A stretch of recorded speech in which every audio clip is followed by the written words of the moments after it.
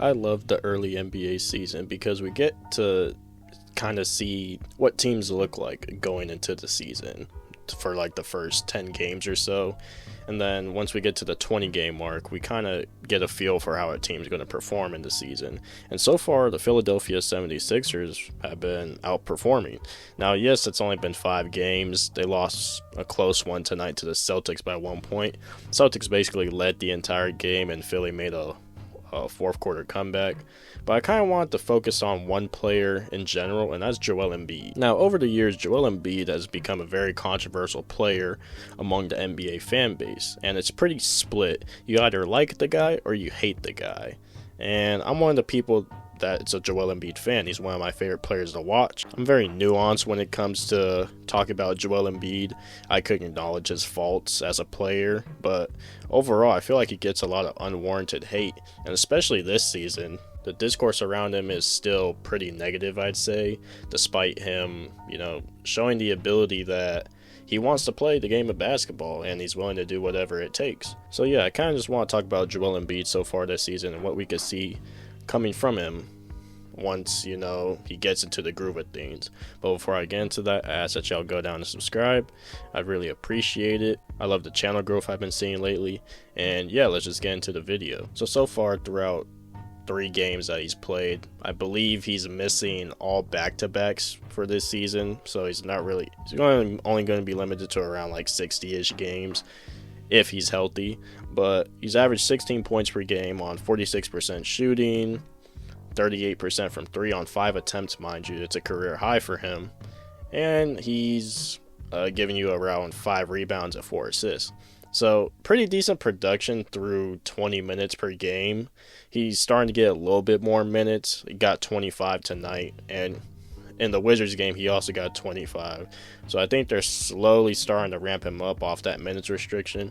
I mean, the guy's still putting up his production that he would if he wasn't on a minutes restriction.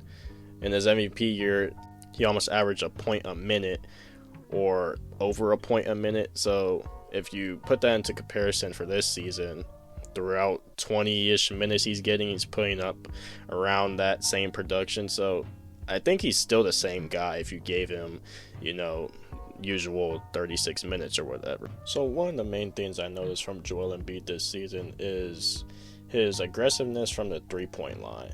Now, as I stated previously, he's taken about 5.3 three-point shot attempts this season, which is a career high, obviously, and shooting about 38% from 3. And I feel like if Embiid's able to become this guy that's, a very reliable shooter from outside the arc, kind of evolves his game a little bit, because over the past few seasons, Embiid's been kind of a back to the basket post guy. He catches it in the mid post area, gets a lot of foul calls, gets to the rim, very physical player. But if he's able to change it up and dominate from outside the arc, I feel like that's going to open, a lot up to his game, and hopefully it'll keep down the injuries or, help him manage through the injuries as he continues on throughout the season and throughout his career. Another thing I noticed about Joel Embiid, a lot of people say he's been kind of slow-footed or look very sluggish on defense. And yes, in some stints he has, but if you look at the stats, he's almost averaging a block a game. Embiid's usually a 2-block-a-game kind of guy for his entire career. So, just looking at the production, obviously on the minutes restriction, averaging near a block. I'm not really worried about him losing a step on defense. He looks a little slow-footed right now, but I still do believe that he's the same guy on defense. The playmaking, it's still there. I mean, he's averaging 4 assists right now. If you gave him, his full minutes, obviously, I feel like it'd go up a tad bit. Who knows? If he's averaging 4 assists in 20 minutes a game, if you gave him his full minutes, he could be averaging somewhere in the high 6s, maybe 7. So maybe Embiid finally unlocked the ability to actually, pass out of doubles, be kind of a secondary ball handler and find guys on the perimeter for, wide open shot or maybe a cut.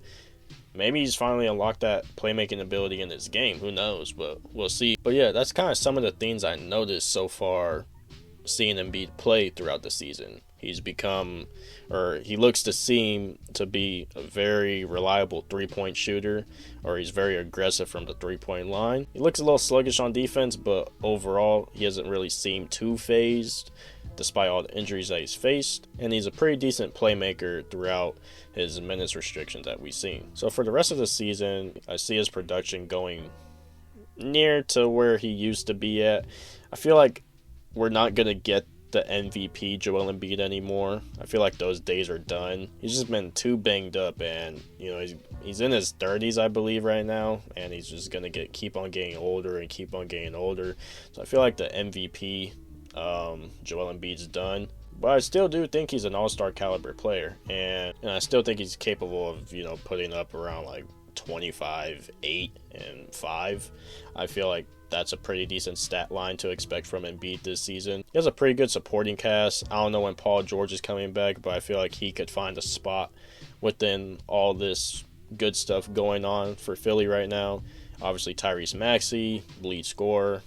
VJ Edgecombe, he's been pretty solid as a rookie. I do see his production coming down because he is taking 19 shots a game, and as a rookie, that's pretty insane. But VJ Edgecombe, I feel like he could be a reliable third option on this team. You got guys like Kelly Oubre, you got Justin Edwards, Quentin Grimes off the bench, Jared McCain's coming back. It's a pretty good supporting cast, and if Joel Embiid could just figure out how to be healthy, and the 76ers are pretty healthy for the majority of the season, who knows, we could see them make a playoff run. Over the past few seasons, they've had their faults, but looking at this roster, I feel like it is one of their better rosters over the past couple of seasons, and they just need to break through that wall and finally get out the second round and make a conference finals. So I'm hoping that they do that this season, and I'm wishing Embiid, wonderful health, and I'm wishing him a bounce back season, because a lot of the discourse around Joel Embiid's been negative, and I just want to see the guy win, to be honest, because I'm a fan, been a fan for a little while. The 76ers are low-key my second favorite team in the East. Raptors are obviously my first team. They're not doing too hot right now, but I'm just rooting for the guy. But you guys, let me know your thoughts in the comments down below. What you think about Joel Embiid so far throughout the season, what you expect from Joel Embiid, what you expect from the Philadelphia 76ers as a whole. So let me know in the comments below. Like and subscribe, and I'll catch y'all next time.